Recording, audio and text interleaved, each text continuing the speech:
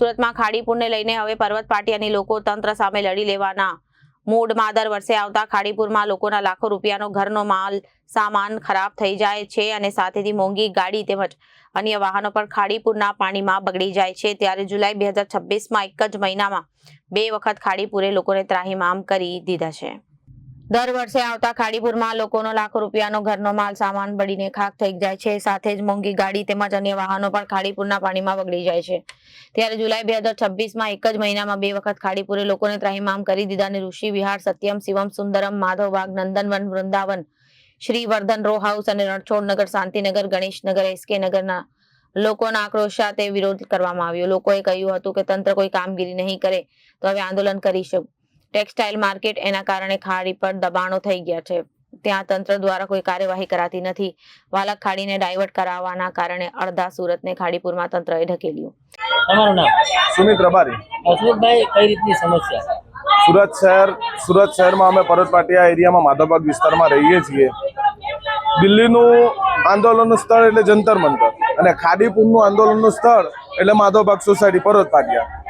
Madhavbaug society છેલ્લા 25 વર્ષથી પાણીથી હેરાન થઈ રહી છે। તંત્રને અપીલ કરી છે, સરકારને અપીલ કરી છે, રિસ્પોન્સિબિલિટી આવતી નથી। 2024થી 2027 સુધી સમિતિ રચાઈ છે। 2024થી સમિતિ જ ચાલુ છે, સમિતિ હજુ કઈ કર્યું નથી। સરકાર એમ કહે છે કે અમે પાકિસ્તાનમાં જતું સિંધુનું પાણી અટકાવી દઈએ તો આ ખાડી તો સુરત જિલ્લાની નાનામાં નાની છે।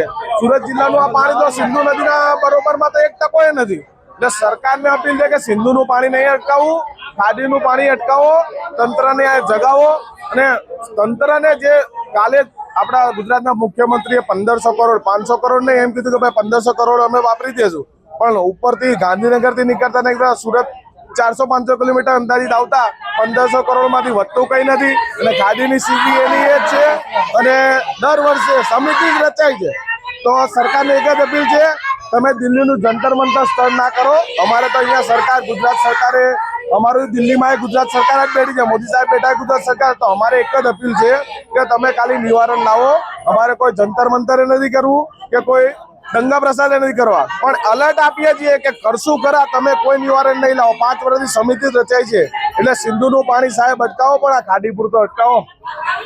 તમારું નામ? મારું નામ નીલમબેન છે। અહીંયા શું એક બાટલી દૂધ માટે અમે બેસેલા છીએ, તમે એક બાટલી દૂધ આપશો તો શું અમારું બધું નિરાકરણ થઈ જશે? લાખોનું નુકસાન થયું છે, એ કોણ ભરપાઈ કરશે? પહેલા એ તો જણાવો અમને, અમે કેટલા હેરાન થઈ છે। ઘરના મા બાપ હોય છે, એમને તો અમારે પહેલા ક્યાં લઈ જવા એ સવાલ છે। સગાવાલાના ઘરે લોકો જતા નથી તો અમે ક્યાં મૂકી આવીએ એ લોકોને? શું તમે એ લોકોની સારવાર માટે આવી શકો છો? એ લોકોને દવાની જરૂર પડે છે, પાણીની જરૂર। આ વખતે તો અમે પાણી વગર તરસી મર્યા છીએ, પાણી નથી। લોકોને કેટલી બીમારીઓ થઈ ગઈ છે। હું જ્યારે બહાર જઈને ઘરે આવી તો મારા ઘરના બધા જ બીમાર હતા, તે બધાનું શું કરવાનું? મારે અત્યારે આવે છે કોઈ અમને દવા આપવા કે અમારી સેવા કરવા? થાકી ગયા છીએ, હવે થોડી તો શરમ કરો। આટલા પૈસા તમારી પાસે આવે છે તો ક્યાં ખિસ્સા ભરવા છે તમારે લોકોને? આટલા 1-2 માણસ હોય તો બરાબર છે, લાખો માણસો તકલીફમાં છે, તોય તો દયા જાણો। લોકોના કારખાના પાણીમાં છે, લોકોના ઘર પાણીમાં છે। પાણીમાં તમે આવીને અંદર ઘરના અંદર તો જુઓ કેટલા પાણી ભરાયેલા છે। અરે માણસ નીચે ઉતરીને પોતાનો સામાન ઉપર નથી ચડાવી તો, કારણ કે માણસ પોતે આખો ડૂબી જાય એટલા પાણી ઘરની અંદર છે। અને સાપ આવે છે, અરે સાપ આવે છે। અરે કોઈને કઈ નુકસાન થઈ જશે તો કોણ તમે લોકો ભરપાઈ કરશો? અને આ અત્યારે એક દાદી બીમાર થઈ ગયા પણ મરી ગયા, 4 જણા રાતે 4 વાગે ખાટલાના પાયા લઈને એ લોકોને બહાર લઈ ગયા। કેવી હાલતમાં ગયા હશે એ લોકોને, કેટલી તકલીફ થઈ હશે? થોડું તો જોવો, કોઈના પર દયા જોવો તમે લોકો, કે 2 માણસનું હોય તો તમે ના જોવો। આટલા બધા લોકોને તમને દુઃખ નથી દેખાતું? શું કરવાની છે SMC અમારે? હાય હાય SMC, હાય હાય। તમારું નામ? મારું નામ પટેલ પન્નાબેન। કરોડપતિ છીએ બરાબર, પણ SMC ના પાપે આજે અમે લાખોમાં નથી રહ્યા। અને આ 1 વર્ષની નહીં, છેલ્લા 10 વર્ષથી તો દર વર્ષે અમારે પાણી આવે। ચોમાસું શરૂ થાય એટલે કોઈ સામાજિક પ્રસંગ હોય, કોઈ મરણ પ્રસંગ હોય, ગામ જવાનું હોય, અમે તો બધા ઉત્તર ગુજરાત વાળા મોસ્ટલી કે કાઠિયાવાડ વાળા, પણ ક્યાંય જવાનું હોય તો ઘર છોડીને અમે નીકળી ના શકીએ। લોકો વિચાર કરે ક્યાં છો?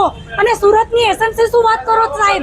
પૈસાની રીતે ફર્સ્ટ નંબરની ગુજરાતમાં સુરતની SMC ફર્સ્ટ નંબરમાં આવે પૈસાની રીતે, તો ક્યાં ગયા તમારા પૈસા? અને પૈસા તો નથી જોઈતા અમારે, ખાલી આ ખાડીનો નિકાલ કરો ને સાહેબ। અને સ્માર્ટ સિટી કઈ રીતે સ્માર્ટ સિટી? તમે એની ગંદકી તો અહીંયા આવીને જોવો પાણીમાં, અમારા ઘર આગળ આટલા કિચડ, છોકરા નીકળે કેવી રીતે, ઘરડા દાદા દાદી કરે શું, અને સામાન ચડાવવામાં તો ટાઈમ જ નથી મળ્યો. એક અડધા કલાકમાં પાર્કિંગમાંથી અડધા કલાકમાં અમારા ઘરમાં પાણી આવ્યું છે. સામાન ચડાવીએ, વ્હીકલો બહાર મૂકીએ કે કરીએ શું? બધાની 4 વ્હીલો 2 વ્હીલો બધી જ પાણીમાં ડૂબી છે. કોઈ નેતાઓ આવ્યા હતા? નેતાઓ કોઈ આવ્યા નથી. એક આવડી દૂધની થેલી લઈને, અલા દૂધની થેલીઓ નથી જોઈતી. અમે તો બધા પૈસે ટકે ભગવાનના પ્રતાપે સુખી છીએ, પણ એસએમસી ના પાપે દુખી છીએ. એટલે આનો જ અમારે નિકાલ જોઈએ. Reporter Arvind Rathod, Janadesh news, Surat.